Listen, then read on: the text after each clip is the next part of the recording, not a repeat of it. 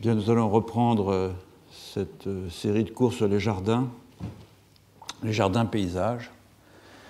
Lors des 2 dernières leçons, j'avais montré en quoi les jardins de polyculture des Indiens Achuar de la Haute-Amazonie en Équateur pouvaient être vus comme des transfigurations in situ, à savoir des images d'autres réalités que leur matérialité organique ou leur fonction nourricière. Dans le prolongement de mes développements antérieurs, j'avais d'abord montré que si la forêt prend aux yeux des Achuar l'apparence d'un jardin cultivé par un esprit du nom de Shakheim, c'est parce qu'ils ont conscience que leurs activités horticoles, notamment, ont une incidence sur la composition et sur la distribution des espèces végétales en forêt, sans que pour autant cet effet ait été recherché en tant que tel.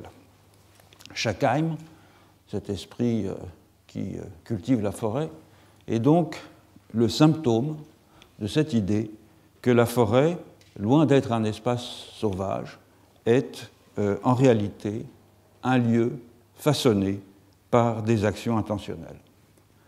J'avais aussi montré que le jardin est bien perçu par les Achuar à l'image d'une forêt miniature, du point de vue de la composition et de la disposition des plantes, de sorte que lorsque les Achuar ouvrent un jardin, ils ne conquièrent pas sur la nature un lieu ou un site voué à la culture, ils substituent des plantations humaines imitant la forêt à la plantation d'un esprit imitant un jardin. J'avais montré enfin que si l'on peut dire du jardin Achuar qu'il est un paysage, puisqu'il figure en miniature une forêt du même type que celle qui l'entoure, et qu'il constitue bien en ce sens une transfiguration in situ, non pas tant d'ailleurs d'un morceau de pays que d'un type d'environnement. C'est aussi un paysage d'un genre très particulier, puisqu'il est constamment exposé à disparaître, c'est-à-dire à redevenir le référent dont il est le signe iconique.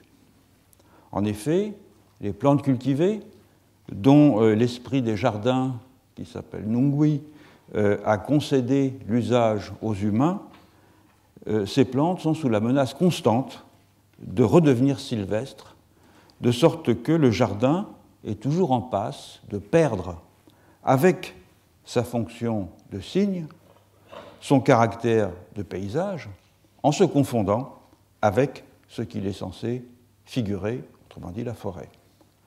Donc le rapport du jardin à la forêt se donne à voir comme une relation menacée de confusion entre une représentation et ce qu'elle représente, puisque le jardin, espace cultivé par les humains grâce aux plantes de l'esprit Nungui, est une image de la forêt, espace cultivé par l'esprit Shakheim, lequel voit lui-même le jardin des humains comme une forêt empiétant sur ses plantations.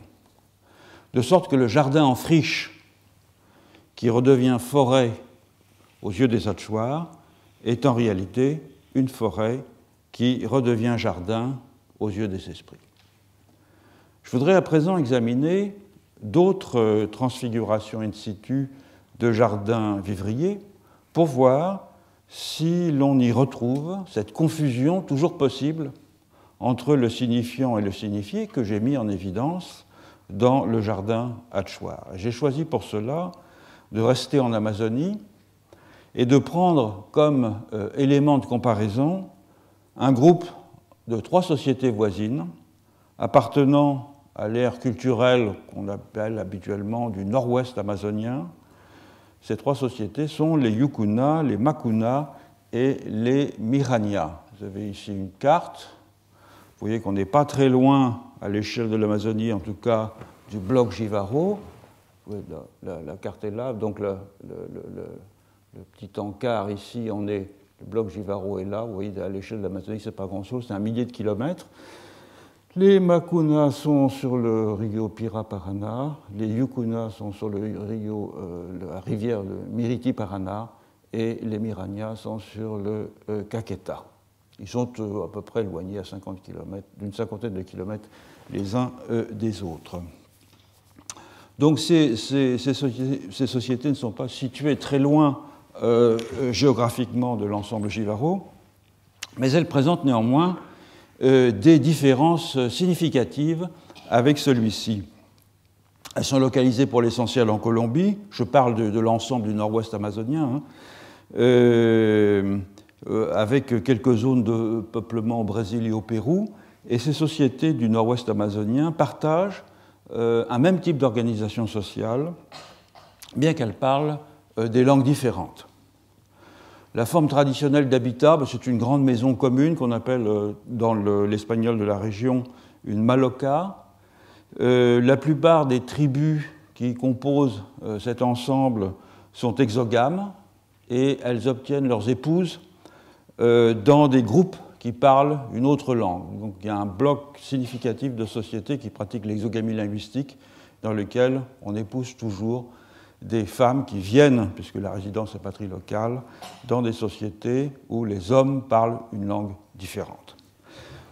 Cette étroite complémentarité des groupes linguistiques du fait des échanges matrimoniaux est renforcée par toute une série d'autres mécanismes intégrateurs qui contribuent, par-delà la diversité des langues, évidemment on est dans des sociétés qui sont polyglottes, puisqu'on parle au moins 2 ou 3 langues indigènes, sans compter évidemment la langue véhiculaire, qui pour l'essentiel est ici l'espagnol et un peu plus à l'est le portugais. Donc quels sont ces éléments intégrateurs? C'est la mythologie d'abord, qui unifie tous les groupes dans une origine commune et qui leur assigne un territoire et une place hiérarchisée en fonction de leur ordre d'apparition dans la Genèse mythique. Et c'est là une des grandes différences par rapport à l'ensemble Jivaro dont je parlais au cours des dernières leçons. Les sociétés du nord-ouest amazonien sont en effet hiérarchisées. Elles sont hiérarchisées entre elles, à savoir que les groupes de filiation les plus prestigieux sont ceux qui furent engendrés en premier dans cette Genèse mythique et qui sont donc dans l'aval des fleuves. Et puisque la Genèse mythique, c'est soit des pirogues, soit des anacondas qui remontent les fleuves en déposant ou en se coupant en morceaux et en déposant des groupes de filiation dans certains sites précis, c'est aussi une hiérarchisation en leur sein, avec des statuts qui sont très marqués, en différence très nette avec l'ensemble Jivaro, avec des chefs de maison, des chefs de maloca, qui ont une autorité relative quand même sur les membres de la maloca, de chamans et puis différents types de spécialistes rituels. Cette hiérarchie a beau être purement symbolique, c'est-à-dire elle n'engendre pas de disparité de pouvoir, de disparité de richesse, elle n'en joue pas moins un rôle important dans la façon dont ces sociétés conçoivent leurs relations entre humains et non-humains, et notamment leur idée du végétal, comme on va pouvoir le voir.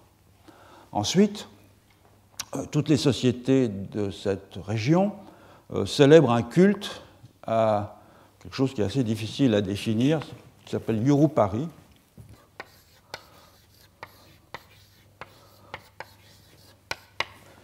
C'est à la fois une sorte de divinité et en même temps un principe d'organisation rituelle. Ce culte se célèbre lors de cérémonies au cours desquelles on procède aux initiations masculines. Mais l'objectif principal de ces cultes, c'est de renouer le contact avec les héros fondateurs de la civilisation et avec les normes idéales d'existence que ces héros fondateurs ont jadis instituées. Donc chaque fois qu'une maloca organise l'une de ces cérémonies, on va inviter des membres de tribus voisines, quelquefois qui sont assez loin, à y participer avec leurs instruments de musique ou siègent dans ces instruments, des trompes, des flûtes, l'essence Yurupari de leur propre groupe de filiation.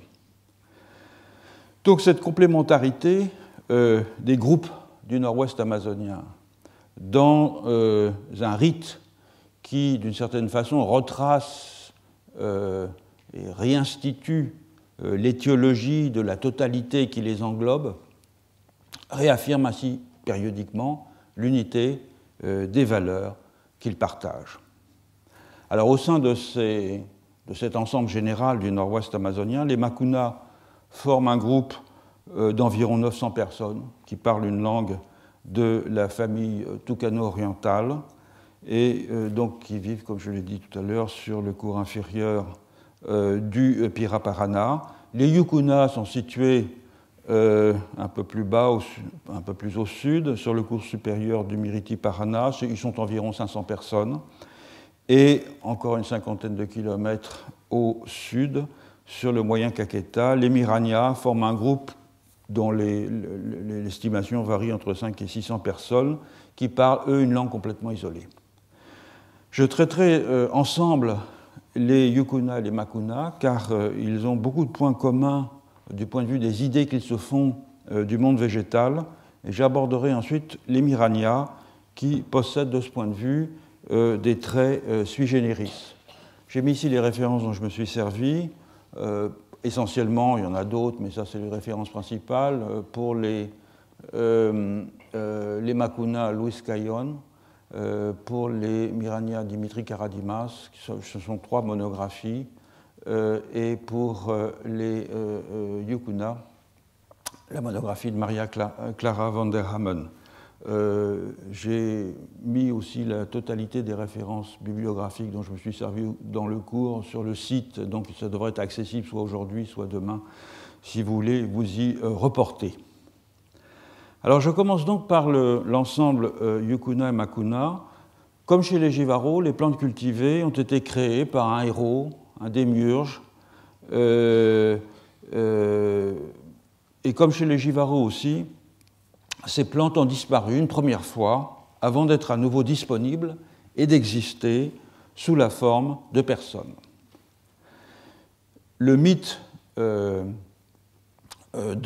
Kanuma, qui est un mythe Yukuna, donne une bonne idée de ce processus. En effet, dans toute cette région du nord-ouest amazonien, on raconte que les femmes possédaient jadis le pouvoir politique et le pouvoir rituel, et notamment le pouvoir de jouer des instruments de musique du rite de Yurupari, et qu'elles le perdirent, ce pouvoir, lorsque un héros culturel leur vola les flûtes sacrées nécessaires à cette cérémonie du Yurupari. En représailles, les femmes s'enfuirent en emportant les plantes cultivées qu'elles avaient reçues lors d'une première genèse. Et chez les Yukuna, le héros culturel, le voleur des flûtes, s'appelle Kanuma. Et c'est ainsi qu'il parvient à récupérer les plantes cultivées. Donc je vous donne un résumé, bien sûr, de ce mythe qui est très long, tel qu'il est rapporté par Maria Clara van der Hammen. Après le départ des femmes, Kanuma vivait de fruits de cueillette. Et il prit diverses femelles animales comme épouses, mais aucune ne pouvait lui préparer de la nourriture avec des plantes cultivées.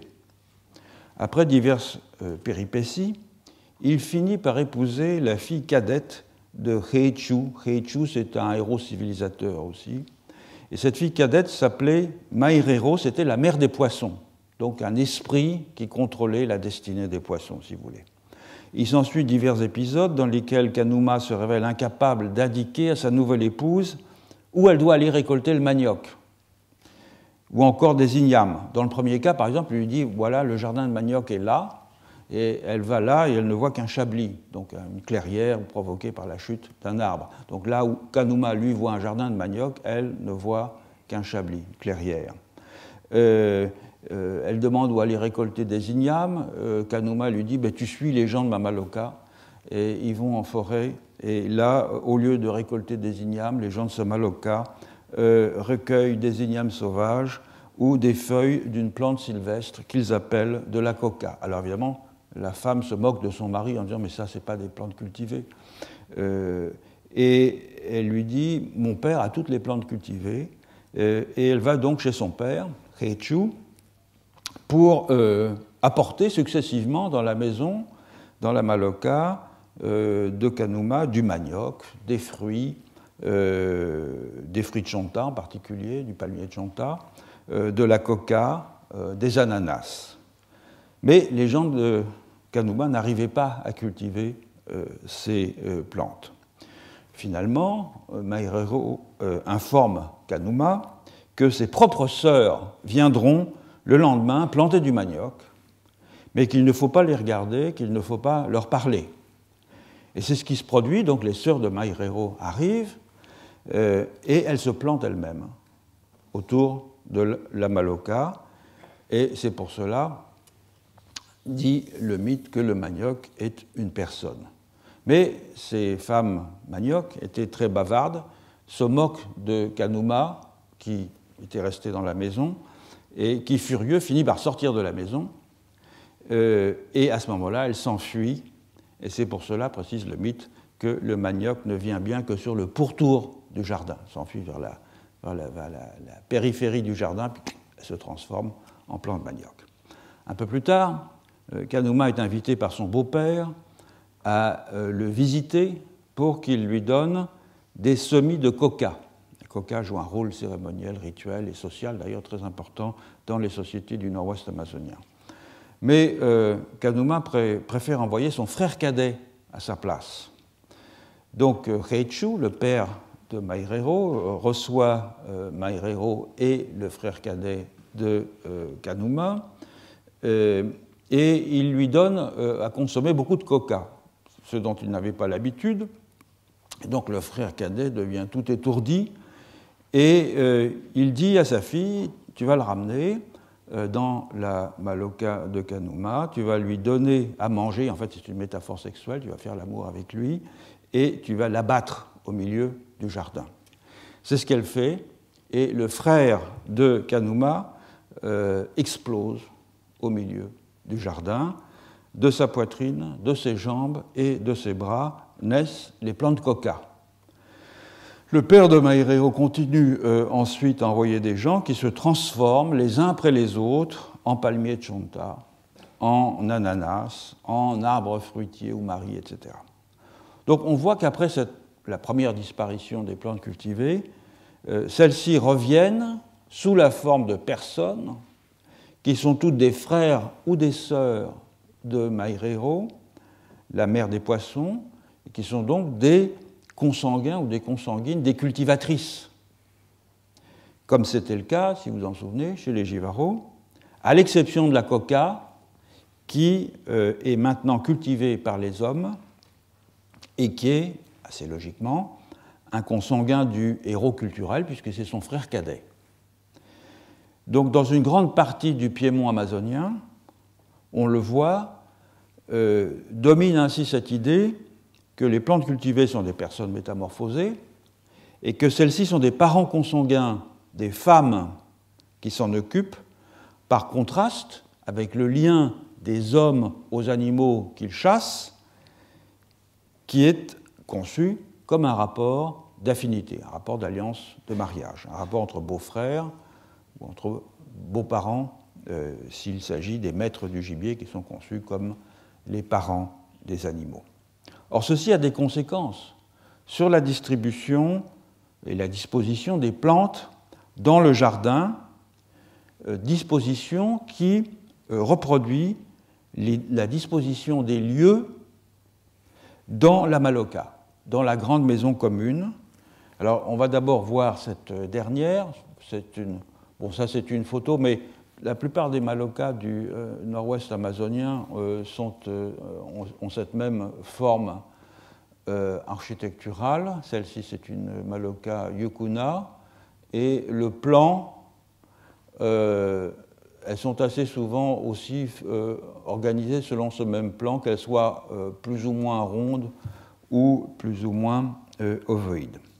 Donc là, on prend l'exemple des Yukuna. Comme pour les autres peuples du nord-ouest amazonien, donc, la Maloca, la maison, la grande maison commune, est une image réduite du cosmos. Et c'est un dispositif qui a beaucoup retenu l'attention des spécialistes de ces sociétés, sur lesquelles existe une importante littérature. Je ne vais pas rentrer dans le détail ici, faites-moi confiance, c'est un modèle réduit du cosmos. Toutes les parties de la maison renvoient à des éléments du ciel, il y a des rivières souterraines, etc. Enfin, bon, il y a une immense littérature. Donc, voilà. Moi, je voudrais surtout dire un mot de la disposition spatiale de la maison. Cette disposition spatiale, elle est organisée selon une série de contrastes entre les affins et les consanguins, masculins et féminins, entre les hommes et les femmes, entre les aînés et les cadets, entre les espaces rituels et les espaces profanes. Vous avez donc un axe nord-sud qui, malheureusement, ici, est indiqué en fait de gauche à droite. J'ai repris le schéma qu'avait fait Van der Hamen, qui divise la maison entre un espace masculin qui est à l'ouest et un espace féminin qui est à l'est. Cette disposition, avec une assignation des sexes aux points cardinaux, est assez classique dans la région. Elle peut varier, par exemple, chez les Makuna, c'est l'inverse. Ce sont les hommes ou l'espace masculin qui est à l'est et l'espace féminin qui est à l'ouest, chacun avec sa porte d'entrée. Celle-ci est un peu décalée. Chaque famille nucléaire occupe un site sur le pourtour de la Maloca. Le maître de maison, qui est ici, étant toujours situé face à la porte principale. Et selon que les liens de parenté de chaque famille avec le maître de maison, les familles seront situées sur le flanc sud pour les consanguins, donc ici, et sur le flanc nord pour les affins. Et de même, les fils cadets sont situés au nord, les fils aînés au sud. Et enfin, une division concentrique sépare l'espace domestique, l'espace d'habitation. Là, ce sont des hamacs qui sont suspendus. C'est là qu'on fait aussi la cuisine. Et puis l'espace central, qui est un espace rituel, où se tiennent les danses, où certaines des cérémonies de Yurupari se déroulent, etc. Le jardin est organisé à partir des mêmes catégories. Une partie antérieure masculine, une partie postérieure féminine, un centre ritualisé et une périphérie domestique avec un bas féminin et un haut masculin. Voilà un modèle du jardin, toujours chez les Yukuna, dessiné par Van der Hamen. Dans l'ordre des plantations, c'est le manioc qui vient en premier, qui est planté en tache, qui est une plante féminine cultivée par les femmes. Donc tout ça, c'est du manioc, vous voyez. Là, ici. Ensuite vient la coca, qui est une plante masculine manipulée par les hommes et qui est plantée selon un schéma en croix, ici, au centre, donc dans la partie, si vous voulez, la plus ritualisée du jardin, comme le centre est la partie la plus ritualisée dans la maison. Ce schéma en croix est une référence au corps du frère cadet de Kanuma, à partir duquel jaillit la coca. Il explose, il tombe les bras en croix, les jambes écartées, et c'est donc cette plantation de coca qui est la représentation de ce frère cadet. Plusieurs mythes assimilent la coca à un os, qui est un élément masculin. de sorte que l'on peut voir le jardin comme une sorte de corps animal ou même humain. Au centre, les plants de coca forment le squelette, entouré des taches de manioc qui symbolisent la chair et le sang qui sont cultivés par les femmes. Les autres plantes complètent en somme le mobilier ontologique du jardin. L'ananas, par exemple, est planté en rangées régulières. Ça, c'est des ananas. Et là aussi. Qui délimite un espace séparatif entre la coca et le manioc, qui est en principe équivalent à l'aire de danse intermédiaire dans la maloca entre l'aire rituelle centrale et la périphérie domestique. C'est donc équivalent à ça.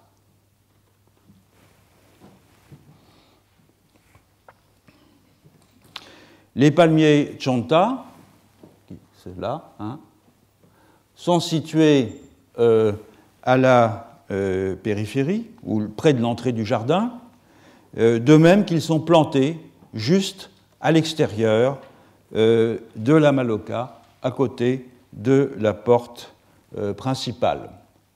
Et on le voit ici, vous voyez, ils sont là, tout autour, et on le voit d'ailleurs même sur les photos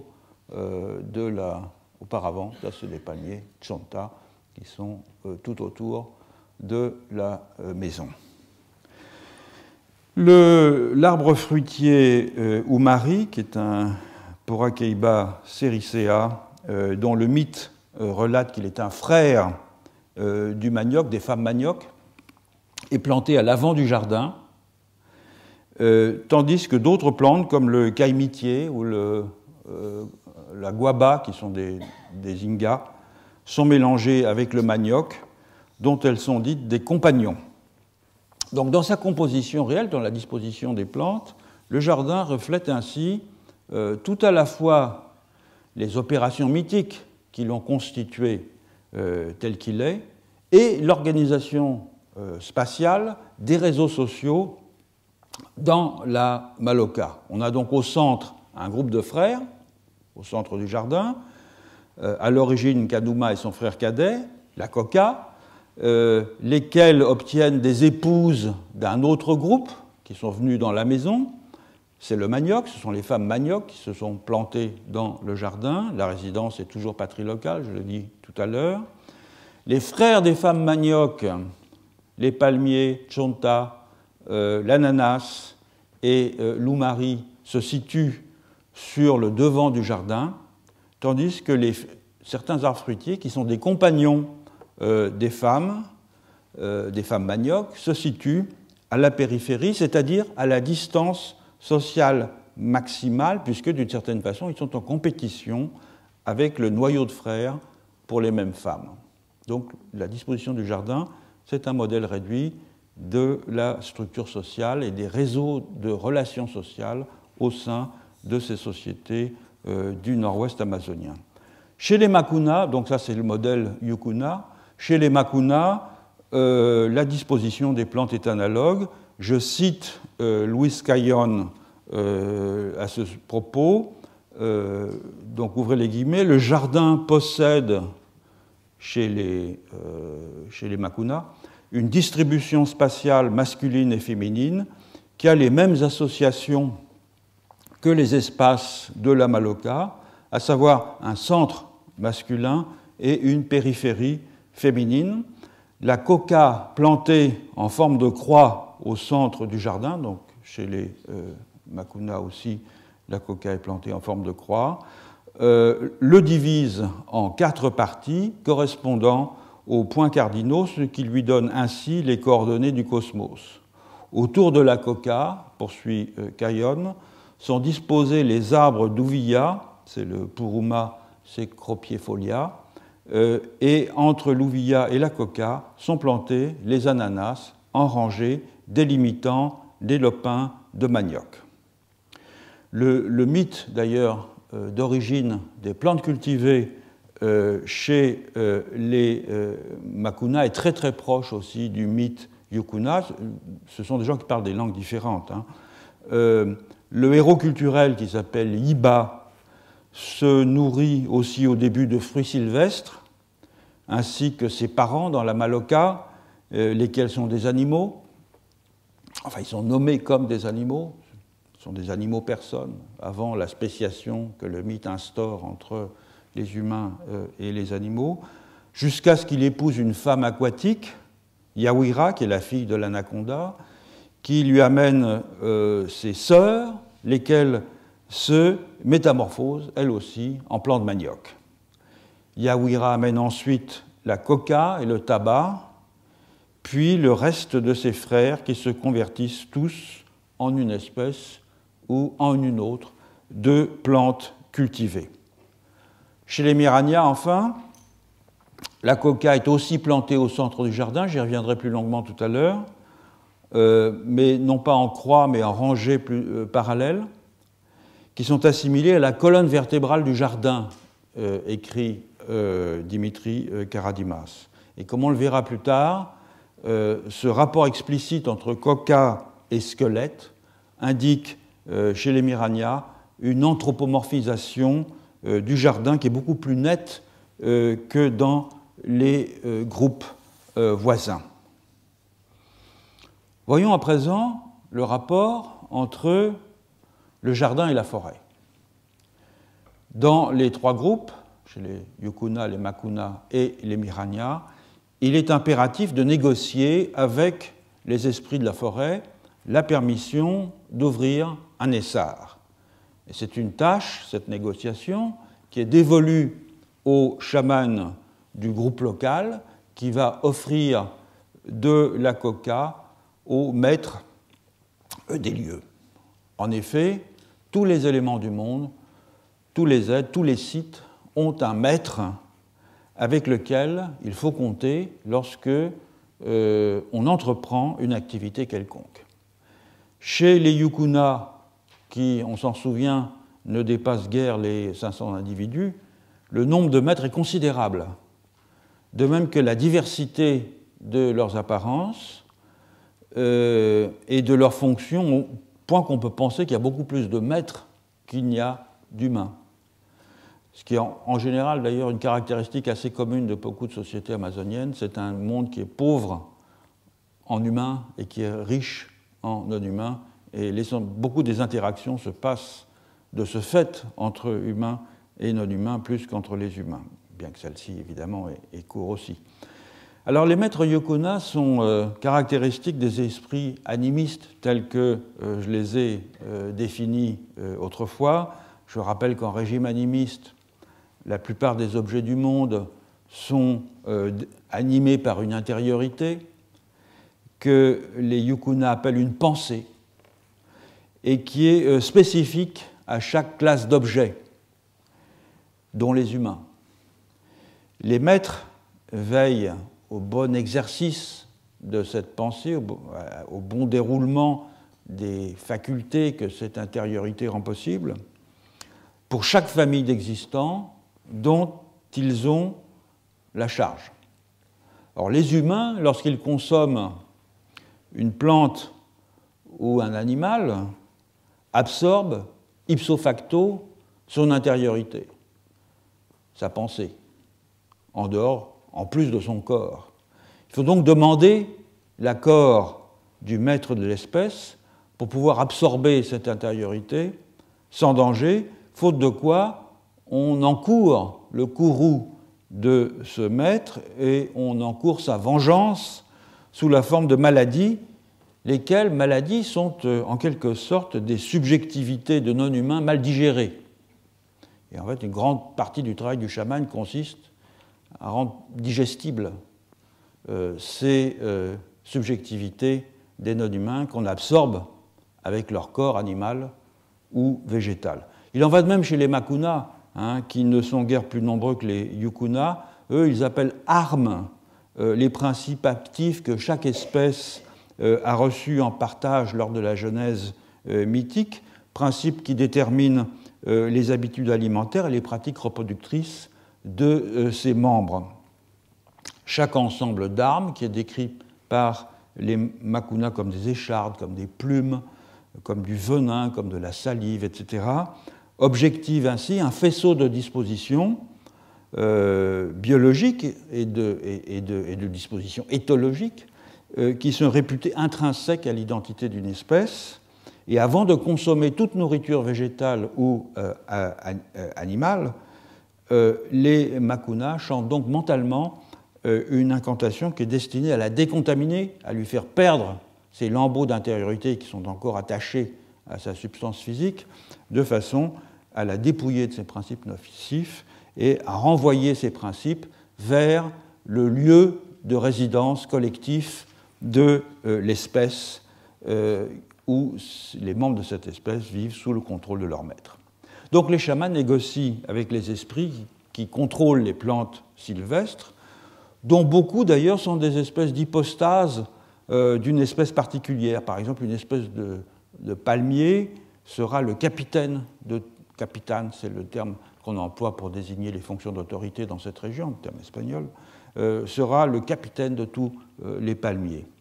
Et ils font cela, cette négociation, les chamans, afin d'obtenir l'autorisation pour les membres de leur maloka d'ouvrir un essar et donc d'empiéter sur le domaine que les esprits maîtres de la forêt contrôlent. Alors évidemment, l'une des difficultés, c'est qu'il est interdit de mentionner les détails du pacte qu'un individu a noué avec des esprits. C'est très souvent le cas en Amazonie, on ne peut pas révéler les visions que l'on a eues lorsqu'on a eu des contacts avec un esprit, de sorte qu'il est très difficile d'obtenir des informations détaillées sur la nature même des tractations que les chamans mènent avec les esprits de la forêt au moment d'ouvrir un dessar. Chez les Mirania également, il convient d'amadouer les esprits avant de dessarter, tout à la fois les esprits qui protègent les arbres et ceux qui contrôlent les serpents, puisque ces derniers, c'est aussi une constante de la région ou dans d'autres régions de la zone tropicale aussi, représentent un danger permanent lors des abattis où on fourrage avec les sables d'abattis dans les fourrés et on court le risque de se faire mordre par des serpents et par toutes sortes d'autres insectes d'ailleurs dont la morsure peut survenir dans les mêmes circonstances et peut être parfois fort désagréable. Enfin, chez les Yukuna, il est aussi impératif de procéder à une dévolution formelle du jardin au maître de la forêt au terme de son cycle productif, environ, disons, 3 ans après sa mise en culture. Et c'est encore le chaman qui va officier pour cette dévolution. Alors, par contraste avec le cas Hatchoir qu'on a vu lors des dernières leçons, dans lequel le jardin est tout à fait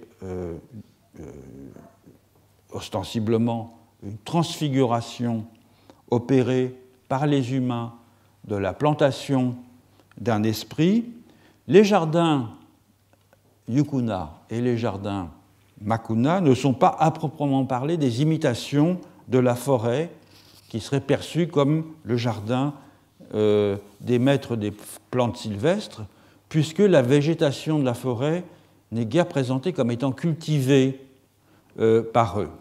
Alors il y a bien remplacement d'une végétation contrôlée par les esprits, par une végétation contrôlée par les humains, végétation qui est elle-même faite de héros mythiques transfigurés, puis d'évolution formelle à la juridiction des esprits d'un espace qui a été temporairement détourné, disons, de ses finalités propres, mais néanmoins, il n'y a rien dans la littérature ethnographique sur les Yukuna et sur les Makuna qui permettent d'inférer que le jardin est une image miniature de la forêt, comme c'était le cas chez les Hatchoirs. Les indications que donnent les mythes et les rites sont plutôt que le jardin est assimilé à un organisme vivant sui generis, avec son ossature, avec ses fonctions distribuées, avec ses flux de substances, et que cet organisme est lui-même une image de la Maloka, de la maison commune, comme figuration du monde en réduction. Alors voyons maintenant plus précisément ce qu'il en est chez les Mirania, où cet enchâssement d'images paraît beaucoup plus manifeste que chez les Yukuna et chez les Makuna, et où l'on trouve également, comme chez les Achuar, l'idée que la forêt est la plantation des esprits. Commençons par ce dernier point. Chez les Miranya, écrit Dimitri Karadimas, je cite, « La forêt n'est en fait qu'une plantation, il le dit tout à fait explicitement, sous la responsabilité d'un maître, comme le seraient les plantations chez les humains. » Fermez les guillemets.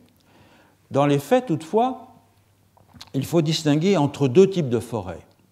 La forêt proche de la maison, que j'ai appelée, à propos dans le cas Achuar, la forêt verger, et la forêt lointaine. Et chacune de ces forêts est habitée par des animaux différents et sous le contrôle de maîtres différents. La forêt proche, elle est fréquentée par le petit gibier qui est venu se nourrir des produits du jardin, des prédateurs du jardin tout simplement, et venu se nourrir aussi des produits des anciennes parcelles retournées en friche qui sont à proximité. C'est un espace domestique, c'est un prolongement de la Maloka, et les animaux qui s'y trouvent peuvent donc être chassés sans demander d'autorisation au maître, d'autant qu'ils sont d'une certaine façon déjà nourris nolens volens par les humains, bien qu'involontairement. Donc, en somme, il s'agit presque d'un élevage.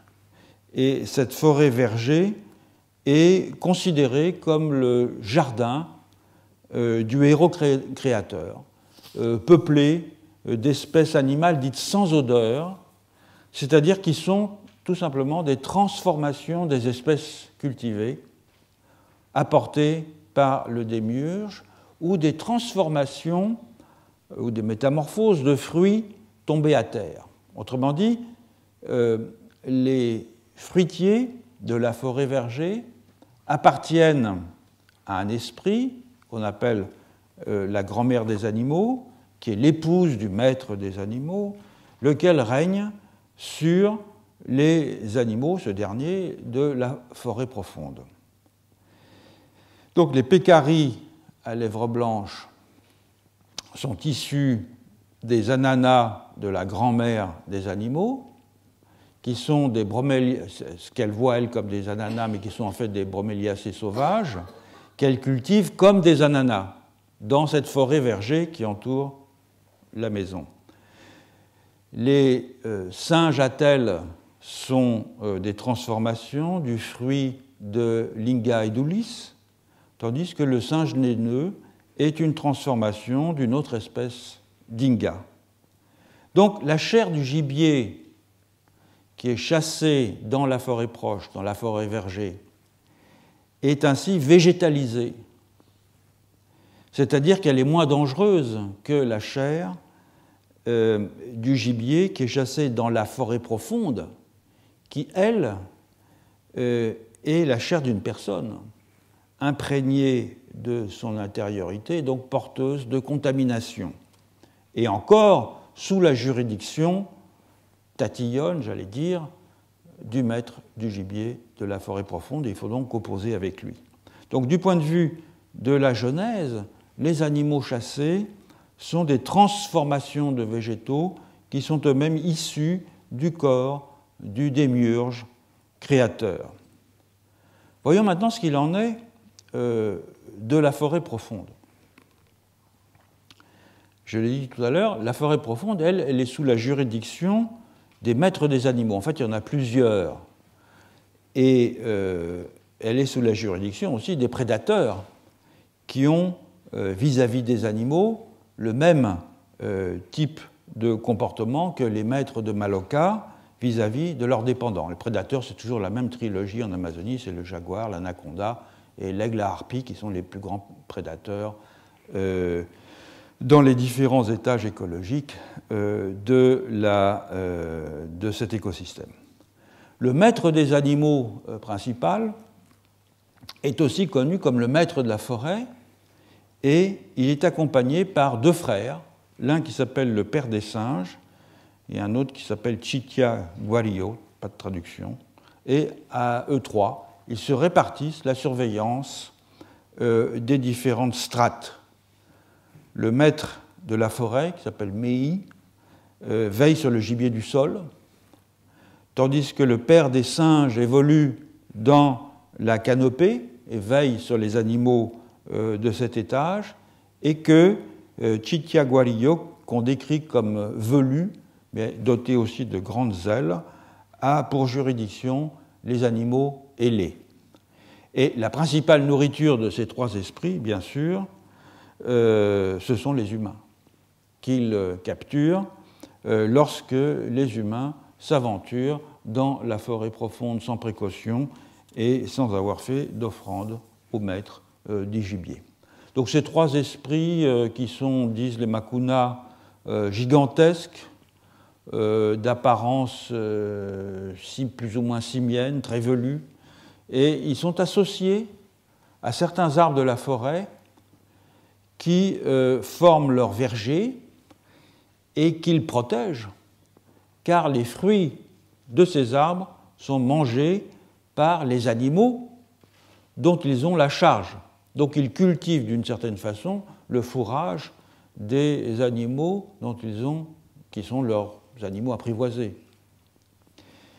Donc la forêt lointaine, dans laquelle, vous l'aurez compris, les Miranias n'aiment guère faire des incursions, peut ainsi être vue comme le jardin des animaux dans lequel ils évoluent à l'identique des humains dans leur propre jardin. Certaines variétés d'espèces cultivées sont d'ailleurs considérées comme des variantes humanisées de plantes sylvestres qui proviennent du jardin des animaux. Et c'est donc au rebours du mythe Aguaruna que j'avais exposé lors d'une précédente leçon, dans lequel les plantes cultivées, suite à une malédiction, se transformaient en plantes sylvestres botaniquement proches. Les animaux utilisent ces plantes sylvestres exactement comme les humains utilisent leurs plantes cultivées. Par exemple, une plante sylvestre du genre Virola que les Miranias utilisent comme poudre à priser est caractérisée comme le tabac des animaux. Et il faut demander l'autorisation pour l'accueillir à son maître, qui est l'aigrette du ponant.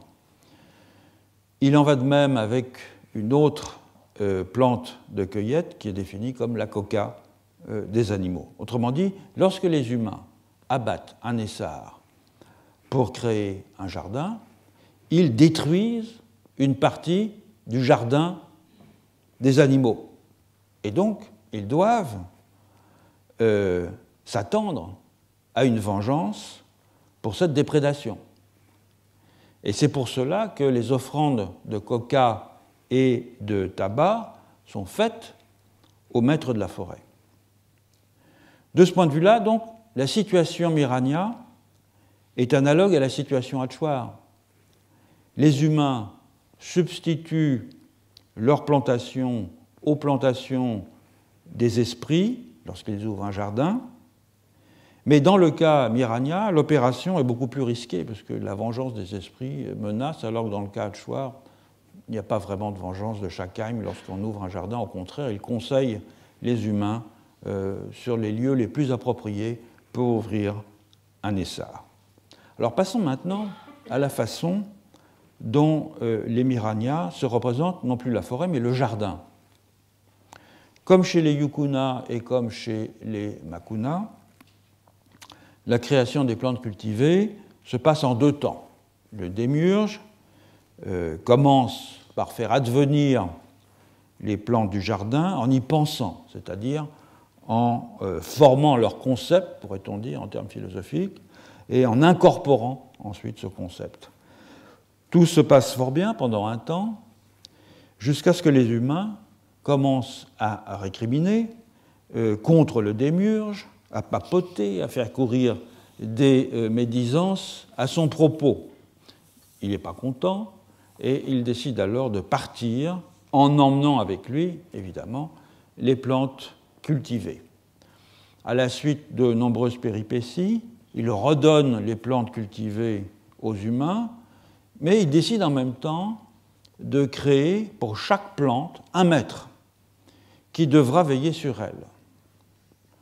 Il y a donc à présent, selon ce que dit le mythe, qui les mentionne individuellement pour chaque plante, plus de 80 esprits maîtres des plantes, dont 30 maîtres pour le seul tabac, certains décrits avec beaucoup de précision. La plupart de ces maîtres des plantes cultivées sont des esprits qu'on pourrait appeler punisseurs, c'est-à-dire qu'ils sont rendus responsables des maux qui affectent les humains s'ils se comportent mal dans les jardins. Par exemple, alors ce sont pour la plupart ces maîtres, ils ont la forme d'insectes. Le scarabée, par exemple, Tiéoi, qui non seulement mord, mais peut uriner dans l'œil de quelqu'un lorsqu'il est endormi pour le punir, ce qui le rend aveugle, ou bien le scarabée coprophage, qui peut pénétrer par l'anus et griffer l'intérieur de l'estomac, etc. Donc c'est des esprits punisseurs désagréables qui sont à l'origine des maladies qu'on appelle des maladies du jardin, qui sont les maladies en fait les plus communes, qui sanctionnent non seulement un mauvais traitement des plantes cultivées, mais aussi tout manquement en fait à la morale publique. Certains des esprits sont de simples auxiliaires, par exemple, c'est-à-dire qu'ils n'ont pas de fonction de rétribution ou de vengeance. Le fourmilier nain aide ceux qui désirent semer rapidement leur jardin, car il aide à faire tomber les arbres ainsi qu'à ouvrir les trous pour les boutures. C'est commode. Toutefois, ces esprits-là sont très minoritaires. Et les plus communs sont bien les maîtres responsables des maladies dites du jardin, qui, donc, je l'ai dit, correspondent à des insectes fouisseurs, sectionneurs, perceurs, urticants, que l'on trouve effectivement dans les jardins. Il faut être prudent quand on fourrage dans les plantes du jardin, car il arrive souvent qu'on tombe sur des choses qui font mal. Donc cet enchevêtrement complexe entre les plantes cultivées, leurs maîtres punisseurs et les dégâts qu'ils font subir à l'intégrité physique des humains, indique ainsi qu'il y a, dans l'esprit des Mirania, peut-on penser, une association étroite entre la plénitude des jardins et l'état du corps de ceux qui le cultivent. Mais en fait, cette association va bien au-delà, puisque c'est le jardin tout entier qui peut être vu comme un corps, comme le corps du démiurge qui l'a créé. Alors ça se vérifie dans plusieurs caractéristiques.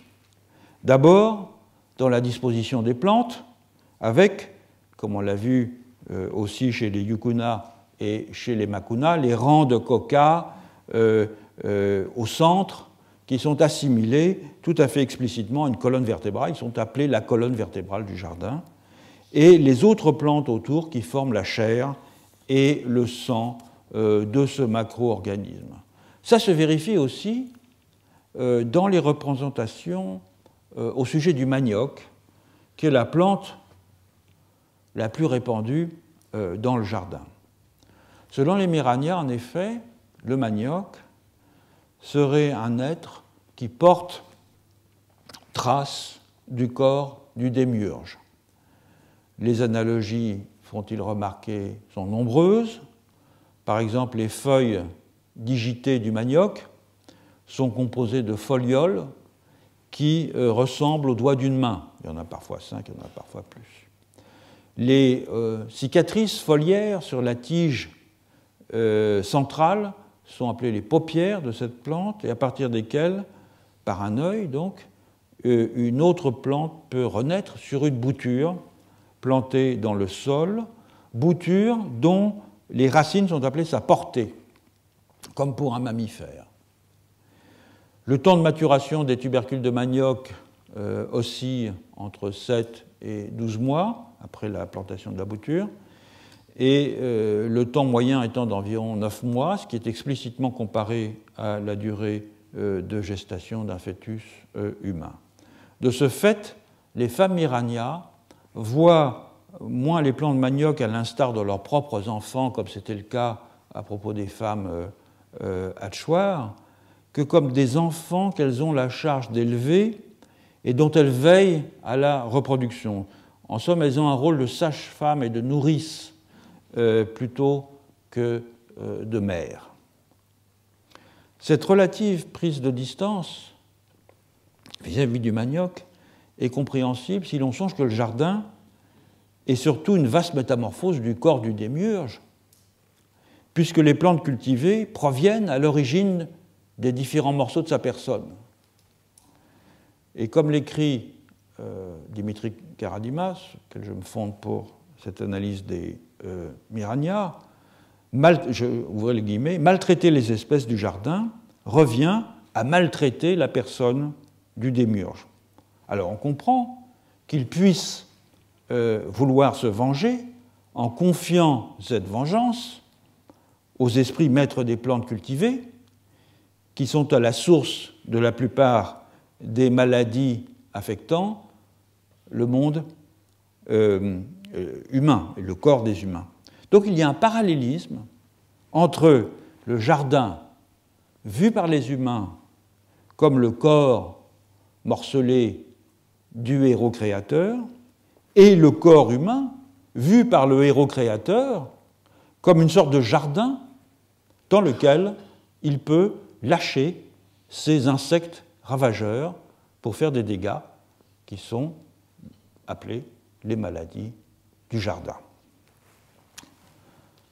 Donc, en conclusion, si l'on récapitule, comme je l'ai fait dans ce tableau, les conceptions du jardin et de la forêt que j'ai passées en revue dans les 4 sociétés amazoniennes au cours de ces dernières leçons, on constate que le jardin est toujours une transfiguration in situ d'autre chose que de lui, soit de la forêt, soit du corps d'un démiurge, soit d'une maison microcosme conçue comme un organisme. C'est le cas chez les Yukuna et chez les Makuna. Dans tous les cas, le rapport entre le jardin et la forêt et entre les plantes cultivées et les plantes sauvages ne s'exprime pas sous la forme d'une opposition entre le domestique et le sauvage, ou entre la culture et la nature, mais sous les espèces d'une série complexe de transformations dans laquelle des personnes se métamorphosent en plantes, des corps divins se métamorphosent en jardins, des corps humains sont traités comme des plantes, des animaux sont des végétaux transformés, bref, un mouvement de coulisses permanent entre macrocosme et microcosme, entre types de milieux et entre catégories ontologiques. Mouvement qui, je dois le dire, offre un aperçu vertigineux de la richesse de la pensée que les populations de cette partie du monde ont su développer à propos des échanges entre les différentes communautés biotiques. Alors, est-ce qu'on peut parler ici de paysage, puisque c'était au fond notre point de départ? Si on admet ma proposition de considérer comme paysage une transfiguration in situ, c'est-à-dire un site aménagé afin, entre autres fonctions, de servir de signe iconique à une réalité différente de ce qu'il représente matériellement, alors il ne fait aucun doute que les jardins de ces 4 populations sont des paysages. L'idée de transfiguration est manifeste.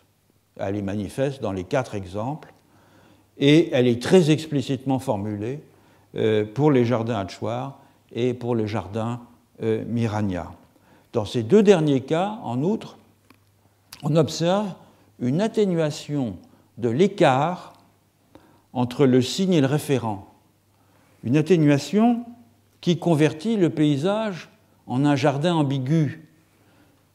Dans le cas Hatchoir, je l'ai signalé, la plantation d'un esprit imitant un jardin est remplacée par des plantations humaines imitant la forêt, mais ces plantations sont sous la menace constante d'une disparition soudaine.